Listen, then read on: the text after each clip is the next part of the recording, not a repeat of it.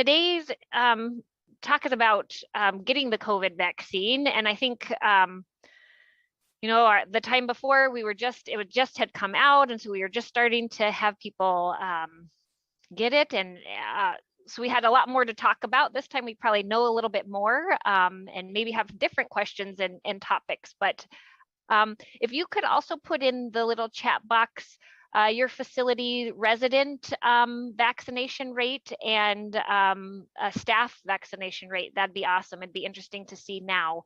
I think, you know, last session we probably started at 20% staff, and maybe by the end had it up maybe into the 60% range for staff, and pretty much the facilities were 100% or getting close to that. So it'll be interesting to see what we're doing now. We've got a couple answers coming in, but do that if you can. Next slide, and we'll kind of talk about latest stuff. Oh, here's a poll, and actually some of these questions. We can go ahead and put up the poll.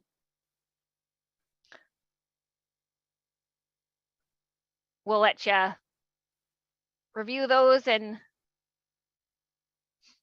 Sorry, that was the wrong. That was the wrong. Say, oh. Yep. It's Friday, right? Sorry, everyone. Yeah, no Here problem. We go.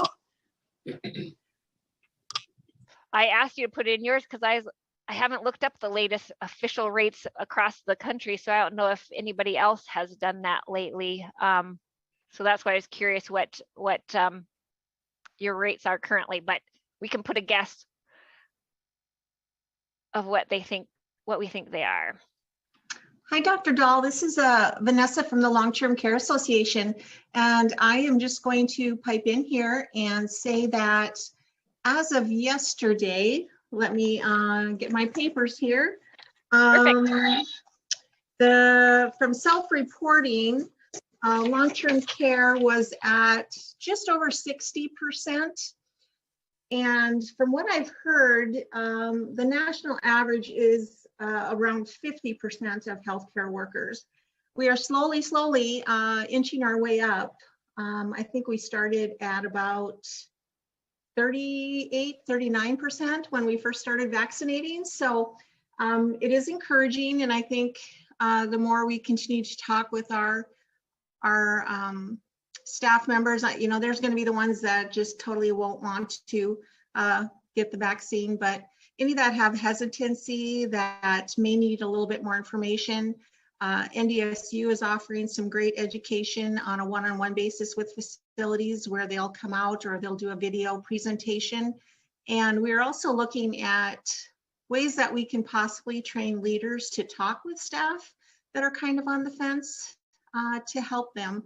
Because I think, you know, that may be another part where maybe leadership just is not comfortable yet with sharing information, and that may be one of the roadblocks out there. But we are continually to work with our facilities, and any facilities on this training, if you want to reach out to me or NDSU in their program, don't hesitate, because they are more than willing to help.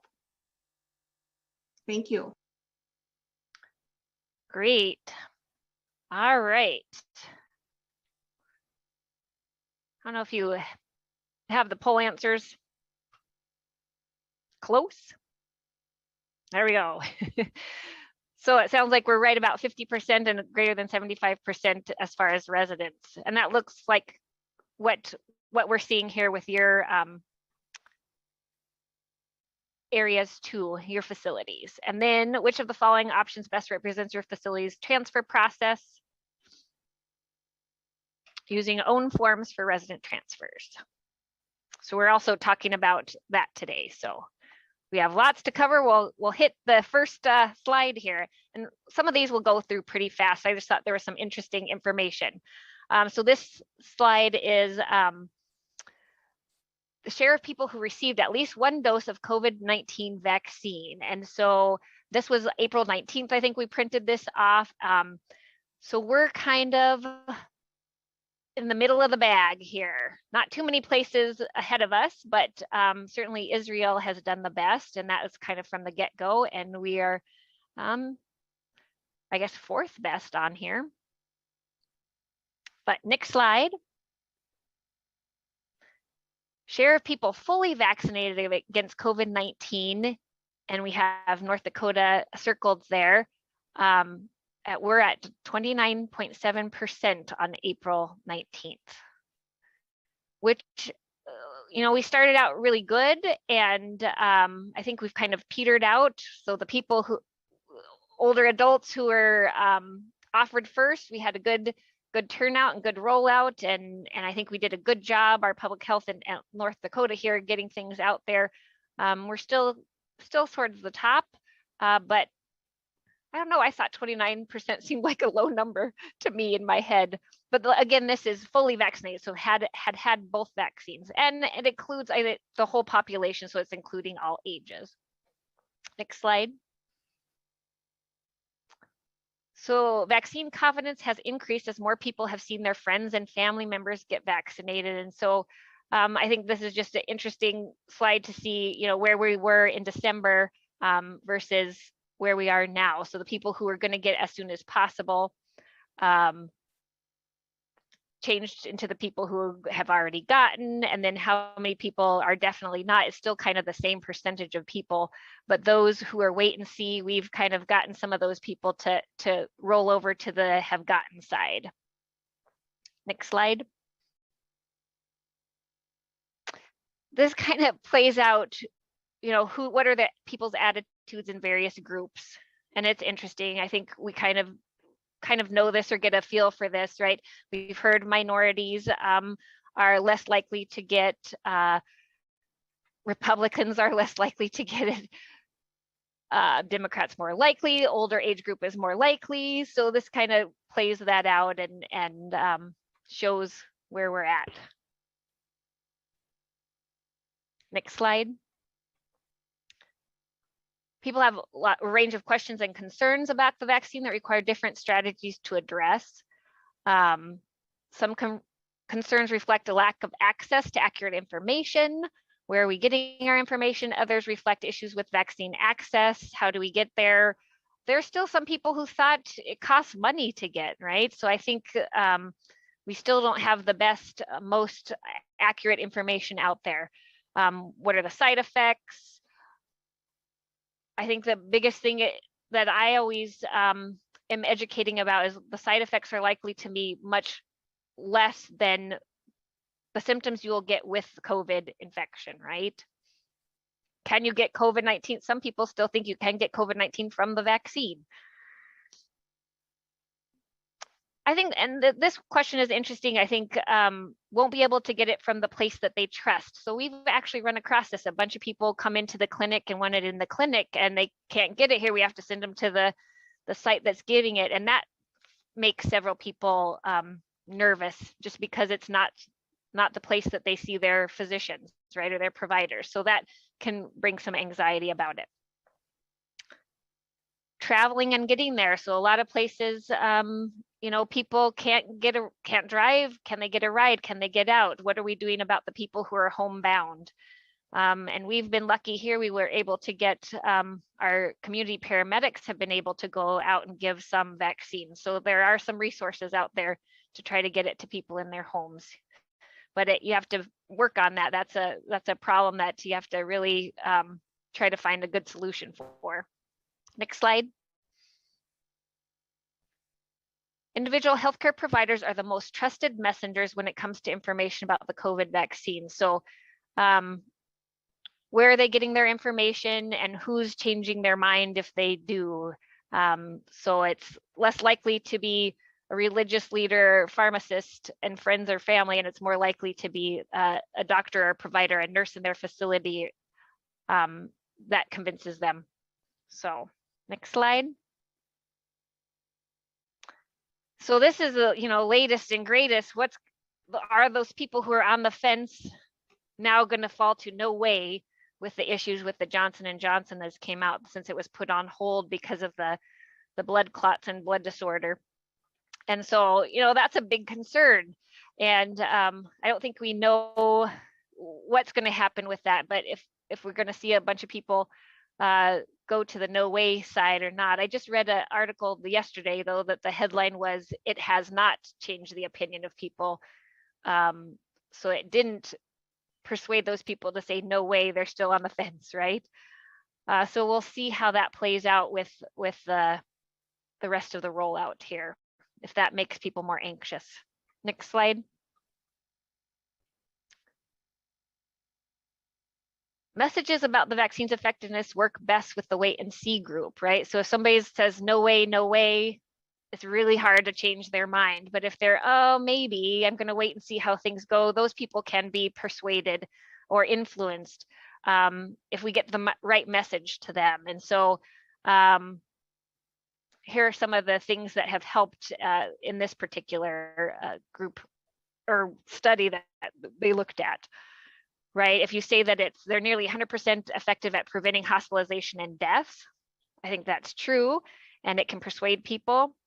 Although they're new, and I think this is a big one. You know, COVID vaccine, the type of vaccine is new, and it's a thing we pushed out really quickly, but we'd been working on the science of this vaccine for over 20 years, right? So this technology had been evaluated and worked on, and we just had to plug in different things for this particular virus, right? We had to do that, the spike protein, to get this one to work. So I think that helps a lot people to say it's not just this thing that was rushed through. And then people from diverse backgrounds and ethnicities participated in the vaccine trial. So seeing people who are like them get the vaccine. And I think we're going to give you the link to a doctor who I really like, Kim Manning. She's in Atlanta, and she did a television stunt on the Black Entertainment Television that was put out, maybe 2 months ago now with, oh goodness, now I'm going to forget the actor. Does anybody remember? One of the popular comedians. Anyways, Dr. Manning is a Black American, and she did it with, oh goodness. Tyler Perry? Yes, thank you. That's who it was, Tyler Perry. And so they talked about it, the reasons behind, you know, different minority groups not getting it, and described why they would get it. And I think maybe Tyler Perry even got it on that particular show and airing. But I think that's helpful. I think there was something came out about two popular people, you know, and that's been shown to be helpful. If people like you get the vaccine, I think that's great. I think we got to show that, and especially to our minorities who are the ones that are hesitant in our facilities as well. Next slide.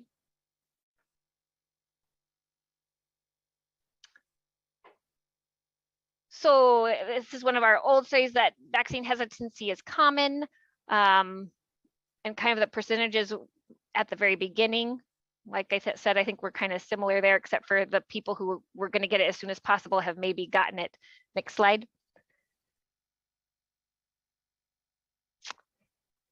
And how can we be an ambassador and just speak highly about it? Do we have concerns about it? What are our hesitancies, and how do we educate ourselves to improve our communication about the reasons that it's important to get these vaccines for everybody? So I think, like we said at the beginning here, we have lots of resources to help give you the armor to have those good conversations, and the knowledge to feel like you can answer the questions that people have. And so we hope that you reach out to those resources, and so you can feel confident that you're getting everybody who's going to get the vaccine vaccinated. So we'll give those resources in an email, I believe, to y'all. Next slide.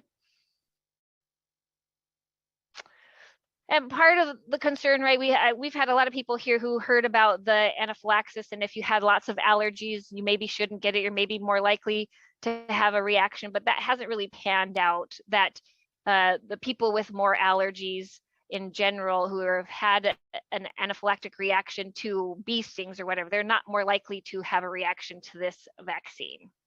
And actually, anaphylactic reactions have been less with these vaccines than with you know, influenza.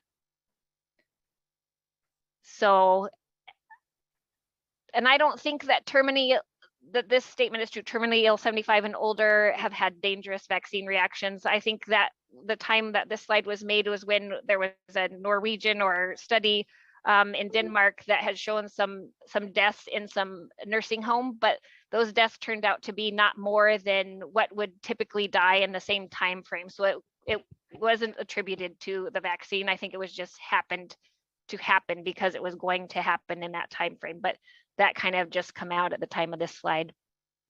Next slide.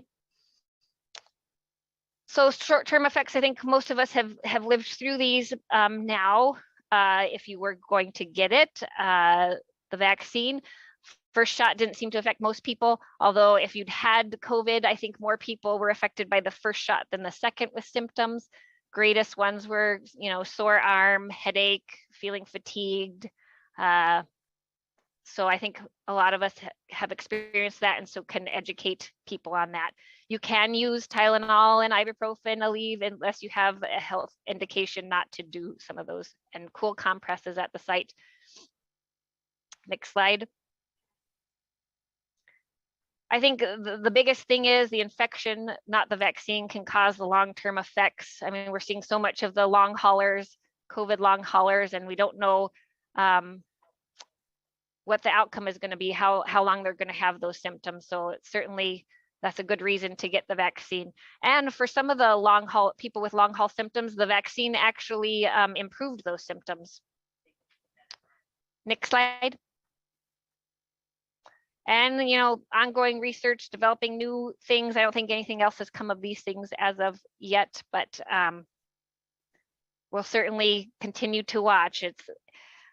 We're now, you know, trying to find out, do we need are we going to need a booster? It's looking like maybe at a year we'll need a booster, or do we need another vaccine to cover these variants? And I think the verdict is still out. It looks like the variants are still covered very much by at least decreasing the severity of illness and hospitalization and morbidity.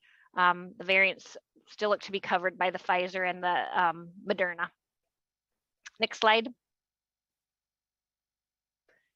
So yeah, I think bottom line, the risk of COVID infection are magnitudes greater than the risk of the vaccination, and hopefully we can be spreading that word to continue to get the vaccine numbers up. It's our way out of this. And we'll let the videos take over.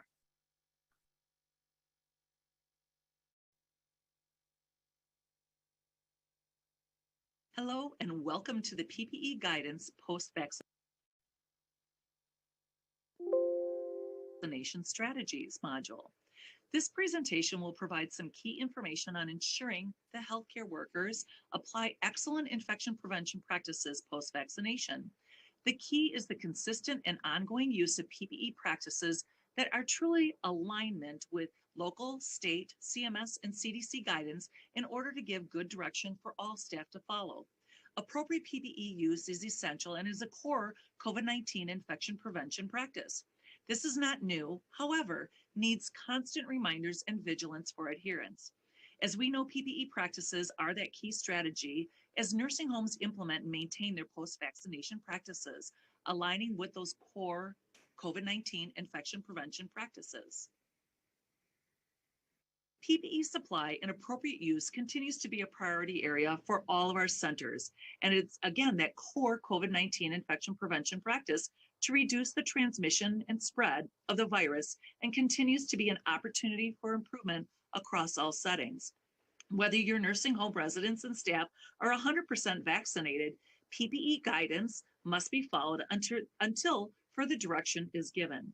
We know that PPE misuse or the lack of use is one of the contributing factors to the spread of COVID-19. Although this is not new to any of us, we know the importance of stressing to our staff what is and what is not PPE.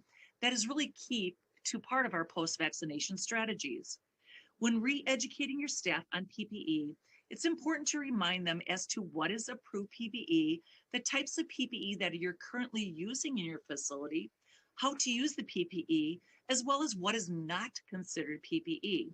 So again, as you can see here on the slide, these are the approved types of PPE for nursing homes. So now is a good time to remind staff of which PPE is required in which situation. Again, in alignment with current guidance.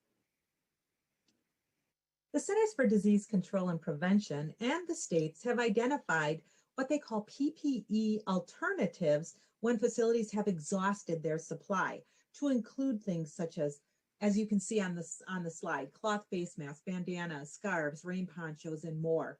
These are not considered PPE, and it should be clear that the staff understand that these are PPE alternatives for use only when all PPE has been exhausted. Solid post-vaccination practices include proper PPE use and handling, and adherence to the guidance is key in risk mitigation. We want to be sure that staff have proper use and handling of PPE. So having those policies and procedures, signage, trash bins or receptacles in the appropriate locations. And for shortages, if PPE shortages are anticipated or exist, then the facility will need to implement optimization strategies. And while CDC has specific guidance, please be sure to review state-specific guidance as it relates to PPE as well. While PPE is more accessible than it was a year ago, many providers find themselves still needing to optimize their supply. So we want to remember to review our current inventory and compare to the burn rate. Now, align your data, inventory and burn rate, with community prevalence. And there are now 2 versions of the PPE burn rate calculator on the CDC website. One is for large companies with complex inventory needs, and one is preferable for smaller companies. Determine the potential needs, as PPE is needed and is not contingent on vaccination status. So now is the time to review the PPE optimization policies and update them as needed to align with the most current guidance. We want to spend a few moments on face mask use, misuse, fatigue, because face masks are a key strategy in post-vaccination practices in the centers. The day-to-day realities include staff not donning and doffing properly, touching their PPE without hand hygiene, heat exhaustion from not wearing or from wearing PPE, not wearing PPE correctly, and more. And it really is everyone's responsibility to coach, support, speak up when they see something that isn't according to policy. So we know we have to wear a face mask regardless of vaccination status. All staff caring for residents must wear the face mask. All staff entering the nursing facility must have donned an appropriate face mask. Visitors must have appropriate face masks. The CDC also provides information about strategies to improve both the fit and filtration. And additional reminders for our staff is that, remember, both your mouth and your nose should be protected. Do not wear a respirator or face mask under your chin or store in a uniform pocket. And if you must continually adjust your mask, it does not fit properly, and you may need to request a different type of mask or brand. So it's important to continue to remind our staff that the primary mode of transmission from person to person, when an individual coughs, sneezes, speaks, and even sings, it's important that all staff to understand that the environment also plays a role as well. So as the COVID-19 public health emergency continues, so does the potential for compliance fatigue. Face mask fatigue is not isolated to one state, a type of facility, an organization, or just to one staff member. It's a reality that will require constant re-education and monitoring for appropriate use. And this is for all PPE use as well. So again, ongoing audits and at-time, real-time education is important to control the spread of COVID-19. Healthcare delivery requires close physical contact between residents and staff. However, when possible, physical distancing, which is maintaining that 6 feet of distance between people while using appropriate PPE, is that important strategy to prevent transmission. Both CDC and CMS have provided guidance to reduce the risk of COVID-19 outbreaks, including implementation of that social or physical distancing, which is one of those core prevention strategies. The guidance has not changed post-vaccination. Again, physical and social distancing and PPE are those key strategies. So for staff, we want to remind staff to practice physical distancing and wearing that source control, even when in break rooms or common areas. For residents, remember physical distancing with any communal dining and group activities. Also, any social excursions outside the facility, we're going to want to remind residents and their families and educate them on the potential risks of public settings, particularly if they haven't been vaccinated fully. And PPE, again, must be part of your center's visitation policies. So per the guidance that's out there on visitation, we know that we should implement specific outdoor, indoor compassionate care and during an outbreak guidance with our and align that with our visitation policies. So remember, as leaders, we need to communicate and update staff on those policies and align it with the current guidance that's in place. Post clear and concise instructions on the use of PPE for visitation and make that PPE accessible. And again, location based upon your policy, visitation must be conducted in accordance with current guidance. So staff should monitor PPE adherence by all parties, including visitors, residents, vendors, clinicians, and staff. And again, of course, the adherence to the core principles of COVID-19. So we know education is never one and done, and education is available through the CDC for long-term care staff. There are many educational resources for PPE education, including CDC, AHRQ, Project ECHO, CMS, and they can be viewed at any time, anywhere. So remember to be creative, make it relevant, and make it ongoing. Surveillance of PPE use is essential in nursing facility post-vaccination practices. This is not new. However, it is the process for identifying any gaps in performance, pinpointing education needs or process changes, as well as identification of PPE shortages, inventory concerns, and the determination necessary of actions to improve performance outcomes. We will want to select a tool for overall PPE use, PPE during visitation, it could be PPE during vaccination, establish the method of collecting, determine how frequent you're going to provide the auditing, select who will be the auditors. A team approach is excellent, and then review your audit standards. So in summary, the key points that we discussed today included really the importance of PPE in your post-vaccination strategies. What is and what is not PPE, PPE use and misuse, also PPE fatigue, face mask reminders, optimization strategies, and really looking at PPE as well as physical distancing and also PPE with visitation. So the need for ongoing creative and engaging education that we talked about is really key and important, and it aligns with your updated policies and procedures. And surveillance processes where they're monitoring and auditing and identification of quality improvement activities. Again, this is very important in part of your overall post-vaccination strategies. So we want to thank you again for attending this presentation on PPE protocols for post-vaccination practice.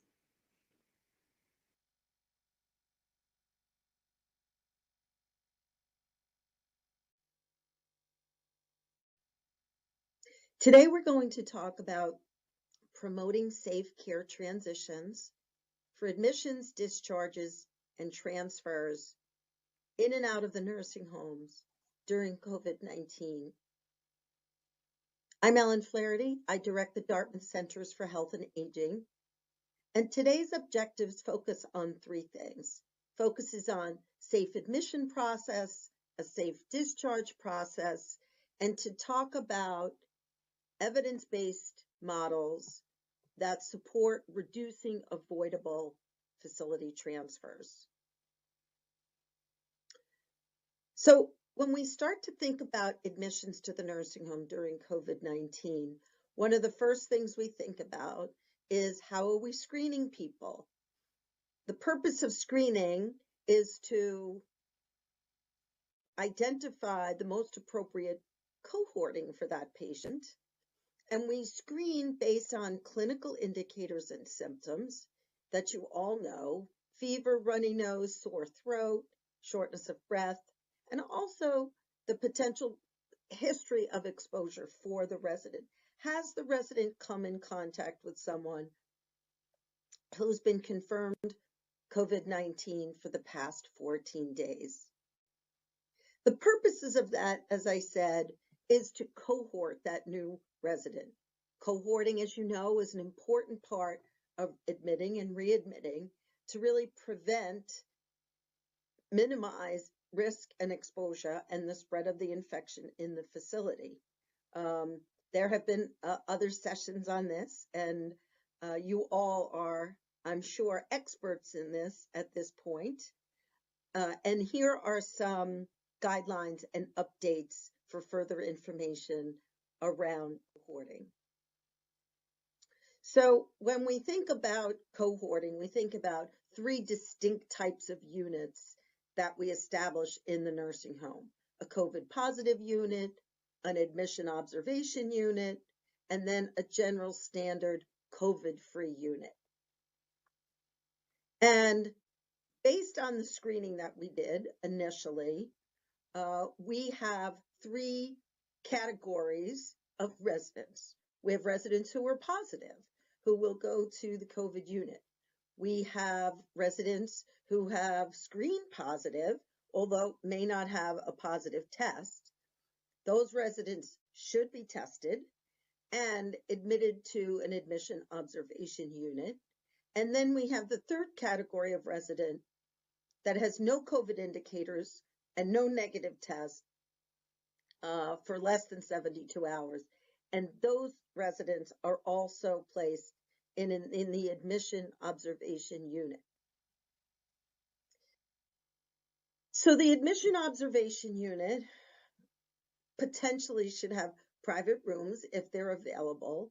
And if not, we cohort based on exposure and risk. So when was that individual exposed? What is their risk? And trying to determine how best to partner them with somebody who has similar exposure or risk. We should have dedicated staff, and those staff will be wearing full COVID PPE, as we say. Residents will stay on this unit for 10 to 14 days. Again, a lot of the local regulations will come into play here by state. Some facilities will test people before they leave the admission observation unit, and others will not, and they will just, after 14 days, go into general care. COVID unit, private rooms if available, and again, cohort based on exposure and risk. When was the patient diagnosed? When was the first symptom?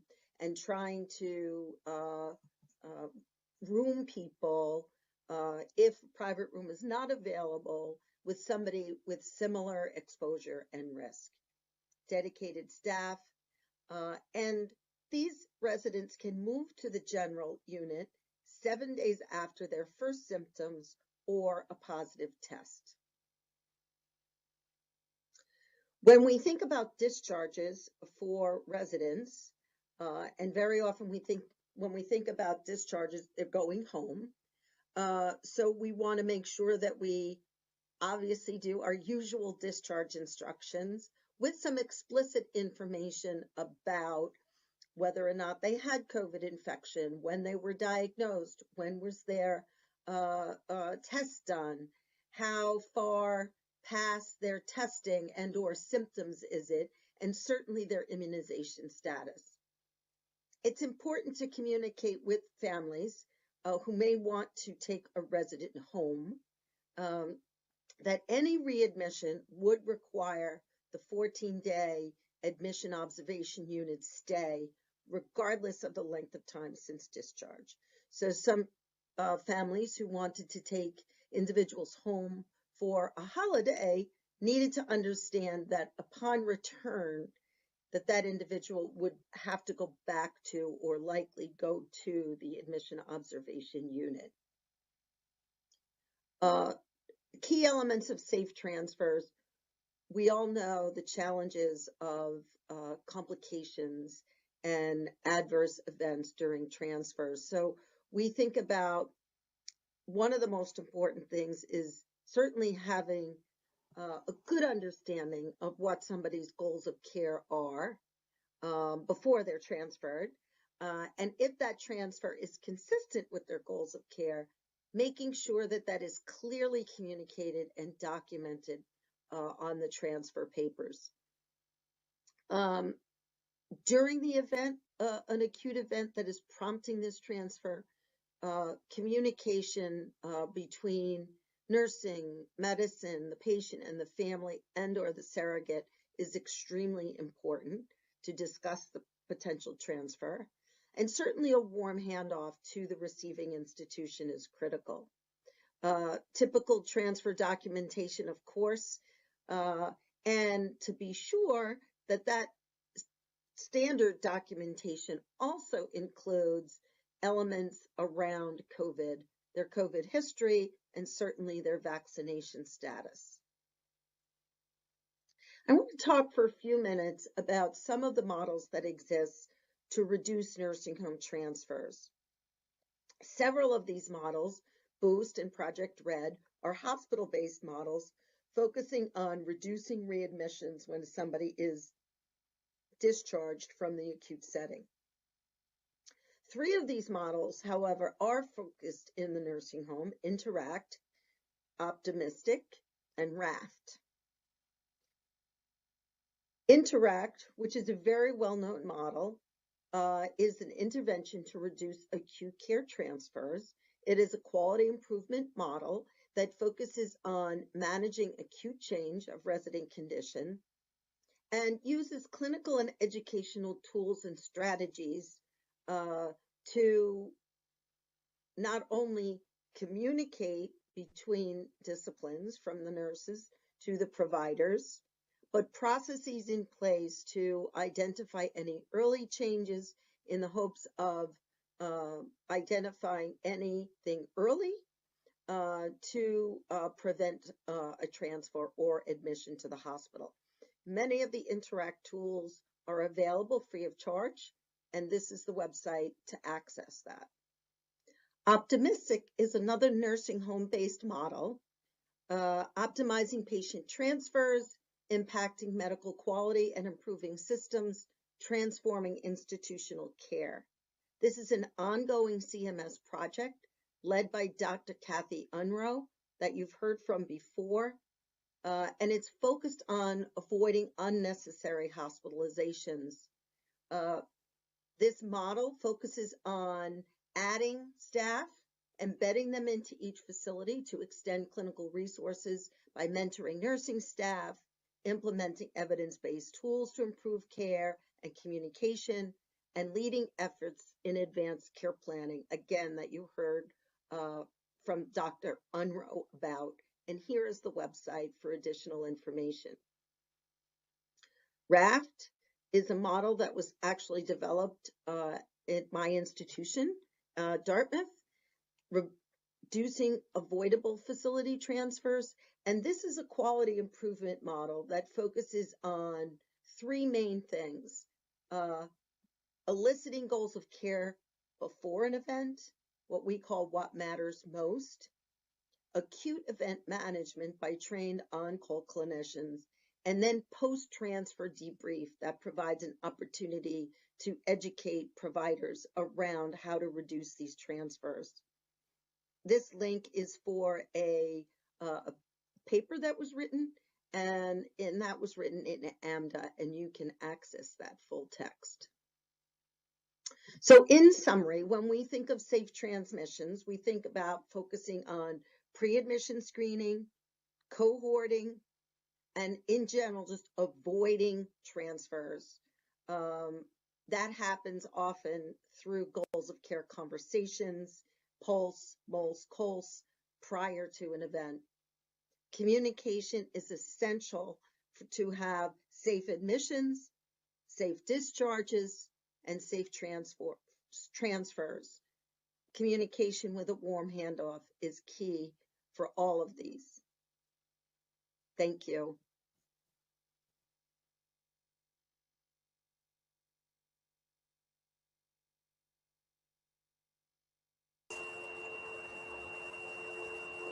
I think it's my turn. Good afternoon, everybody.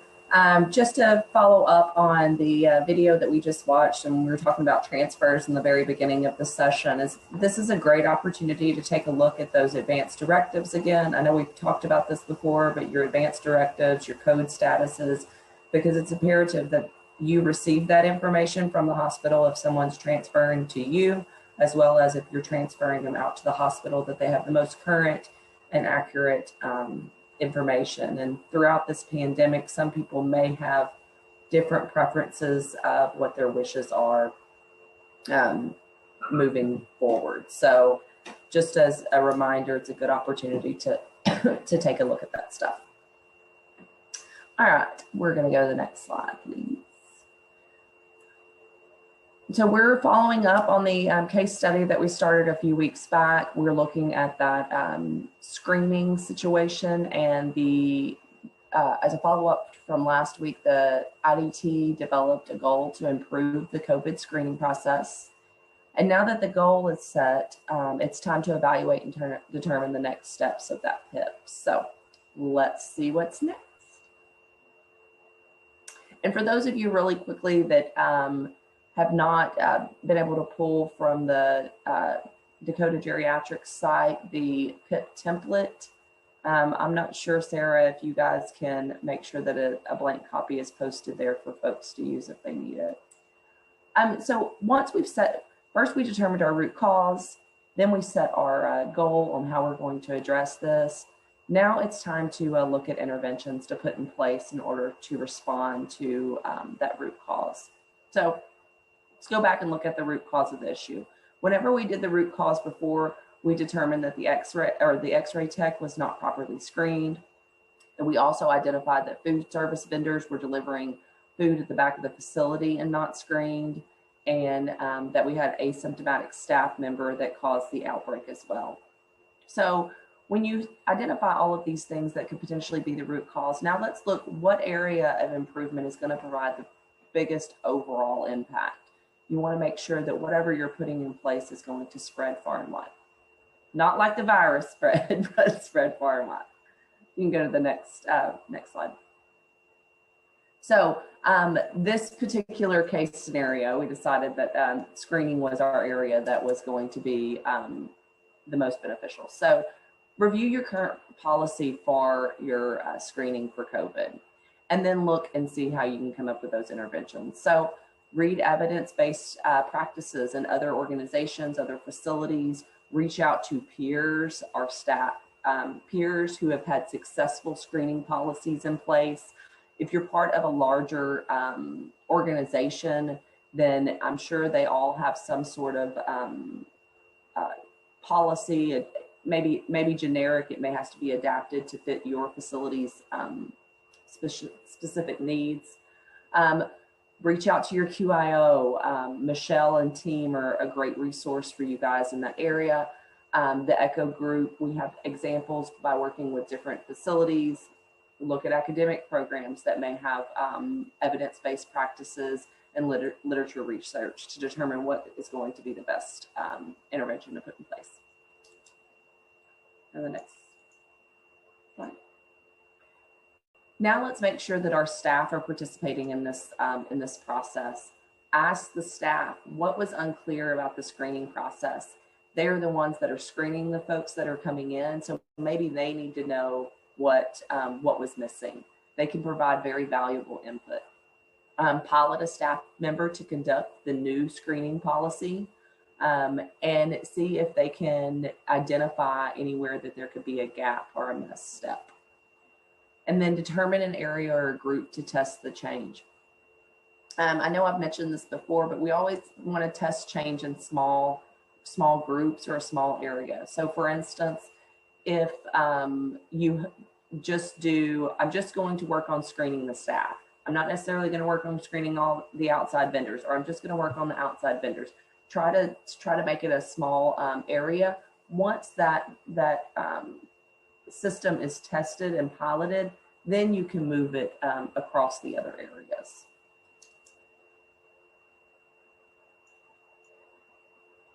All right. Next slide, please. Now we're going to outline the change and how we're going to test it. So who is responsible for testing the change? Maybe you have a designated screener now. When are they going to run the test? If we're just doing it for vendors that are coming in through the front entrance, we'll do it at the entry of the facility for a week. And where are we going to test it? We said that already, sorry, in the lobby in the front entry. Go to the next slide. Continued. So what will be used to run the test? Maybe you guys have developed a new screening form to utilize because you realized that exposure was not a question that was asked on your original screening form. So maybe that's been added and we're implementing that new form as we updated the policy. And how will the test be run? Well, we're going to record the number of vendors who enter the facility, the number that were screened, and the number that have to be turned away due to exposure. This is really going to give you the opportunity to see if your test was successful, if your system was successful that you put in place. And now you have to collect that data that we just talked about. So here's just a sample log to track that. This is the X-ray tech that came in on the 21st. They were screened for symptoms. They did not have the Binax test, and they were not denied entry from the facility. Just continue to track these to determine if you have any that trigger. Try it out. And as mentioned, I know I've said it before just a few minutes ago, but make sure it's a small test of change. You don't want to overwhelm your resources, which is your staff who are conducting this pilot run or this test run.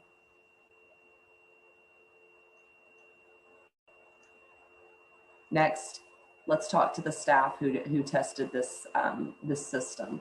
Evaluate the results with a small group. As you're doing PIPs and you're moving forward, I know most folks have a large group on your QAPI team, but your entire QAPI team does not need to work through the PDSA cycle on a performance improvement plan. It can be a small group. So maybe you have the screener, maybe you have a CNA and your ADON, just for an example.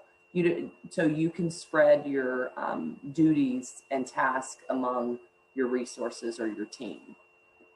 The screener and the project lead can review the log, and the project lead needs to drill down with the screener. What worked well? What did not go well? What would you change if we had to do this again? So maybe they said this screening form is much more user-friendly than the previous one was.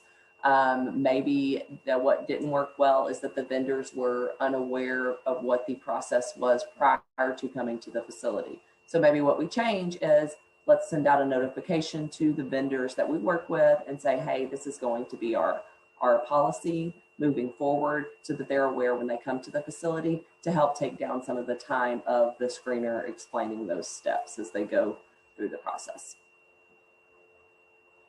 Go to the next slide. Now that you've tested your pilot or your screening form and your screening policy, then make whatever changes are needed. So maybe it's notifying those vendors of what the policy is. Retest the changes once you've put those pieces in place. And as I mentioned earlier, you may only test it for a week. So it's not going to be multiple weeks of monitoring this before you get a solid plan in place. Small group, small time frame. Continue to seek feedback from your staff to determine if this is a reliable process. And then, as I mentioned, you can repeat step 4 with additional staff to conduct the screening. You know, I believe it was on a different call. I can't remember if it was Echo or one of my other ones, but we talked about going back and making sure that you test some of these programs with different people. So you may have one screener who struggles with the form because there's something that's unfamiliar or a nuance whenever they're completing it. And you may have another that thinks it works fine. So make sure you get a couple of ideas from the staff on if it is a reliable system. You know, we went over those 5 attributes and how you ask 5 staff those 5 questions in order to determine if a system is reliable. And the reason you ask 5 staff is because you want to get a clear picture. If you're just asking 1 staff member every time you put a system in place, if it's successful, it really just depends on that particular person, whether they, how it works for them. So that's why you want to make sure that you ask a group of staff individually, but ask a group of staff whether the system is reliable. And then this quick 1-pager on the next slide really is just an illustration of these 5 steps that we just went over whenever you're trying to put interventions in place. This will be posted on the website for you guys to access.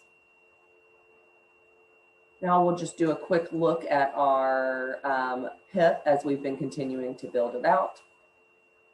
Go ahead and go to the next slide. These are all pieces that we've talked about. So here's what we did as our interventions. We created a new screening log and a tracker for testing this change. We updated the screening policy to include exposure, hired or designated a staff to conduct the screening for all vendors. And then we were tracking and testing the change to see what the success rate of that is.